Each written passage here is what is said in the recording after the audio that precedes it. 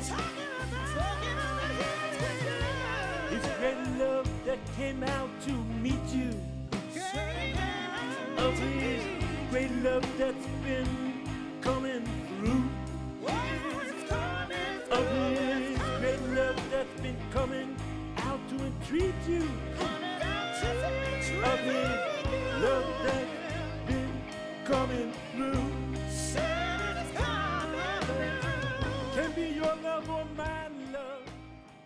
Can be his love or her love.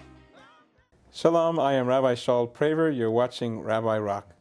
We have the distinguished pleasure of being here once again with Dr. Herbert Ausubel, who brings history alive for us each time that he comes. And he is going to tell the story.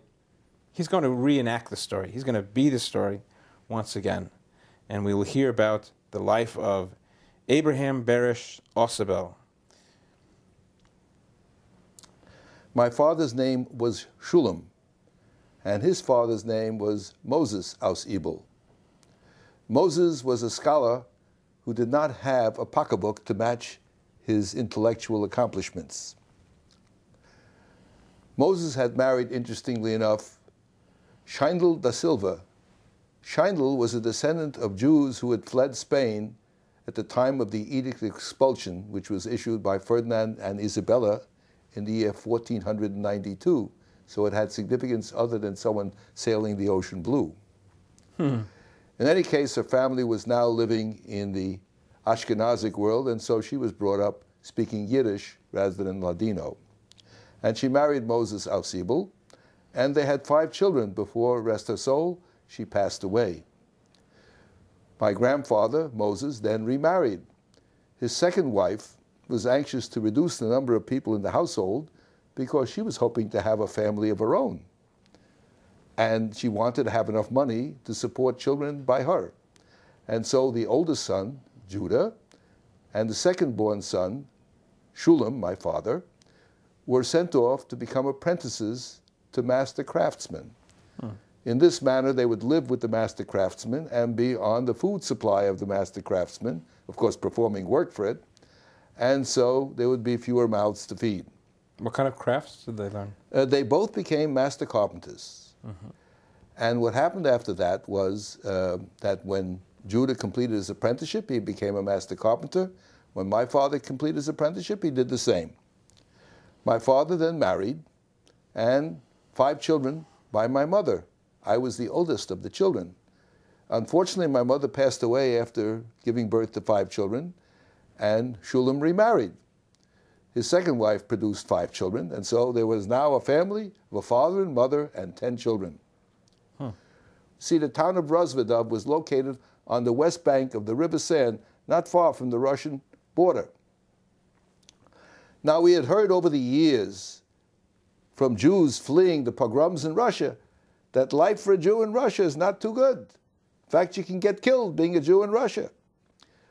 So my uncle Judah had married a very intelligent woman by the name of Chaya Sura Korn. And she urged us to get the heck out of the place and flee to Vienna because the Russians are coming. And at that point, she and Uncle Judah and their family fled to Vienna. My father reasoned the other way. He said, look, if we leave here, how much can we carry with us? All our possessions will be gone before we return. We'll be left destitute. I got a wife and 10 children. We can't afford that. So we'll stay. Besides, what are the Russians going to bother with us? All the Jews of military age, they're in the service. All you got here is the old, the sick, the women, and the children. They got better things to do fighting a war for survival than to bother with Jews in Galicia. Unfortunately, they were wrong, as were tens of thousands of other Jews who didn't flee. Because as soon as the Russians captured the town, in fact, most of Galicia, they rounded up the usual suspects. Who are the usual suspects? The Jews. And we were force-marched out of our homes to God knows where we're going. And those who couldn't keep up, they used for bayonet practice, or they clubbed them to death with their rifle butts. Why waste a good bullet on a Jew? And as we walked along this road, you could see the bodies strewn on both sides of the road. They pushed them off the road so there'd be room for the people to get down the road. Well, my father reasoned, he didn't know where they were deporting us to. We'll have to earn a living. So my brother had studied carpentry and I had studied carpentry. So he and I and, of course, my father, we carried our carpentry tools with us so we can earn a living wherever they're sending us. In any case, we have marched along this road. A Jew with tools. A Jew with tools. We also brought other things. We brought our Sidurim. Forget about anything, pots, pans, that couldn't carry. Sidurim and tools. And there we're being marched, and we finally arrived at a place called Zakelkov, which was located in the province of Lublin in Russian Poland. And there we were placed in a new novelty, a concentration camp. What it was a gigantic field surrounded by barbed wire. There wasn't so much as one house in the whole place. And here thousands of Jews were arriving, marched into this stockade called a concentration camp. If you wanted something to eat or something to drink, if you had a couple of coins in your pocket, you could swap it, money for food, with some of the Polish peasants around the area by buying it from them. If you didn't have any money, you'd have to depend upon the good nature of someone else who had a couple of coins in his pocket. Well, the camp is getting more and more crowded, and after a few days, we were in the early arrivals because we were close to the Russian border. There were Jews coming from further and further in Galicia here. So they now marched us off to a railroad station, and they put us in another new novelty, sealed boxcars. Isn't that nice? Unheated, of course. And they packed us like sardines in a can. Hundreds of Jews packed into a car. And they're taking us, I don't know where, but it's getting colder and colder. Day after day, we're in these sealed boxcars. If you had some food in your pocket, you could eat it. If you didn't, forget about it. Well, to maintain some sense of modesty, we organized a system. There was one pail in a car.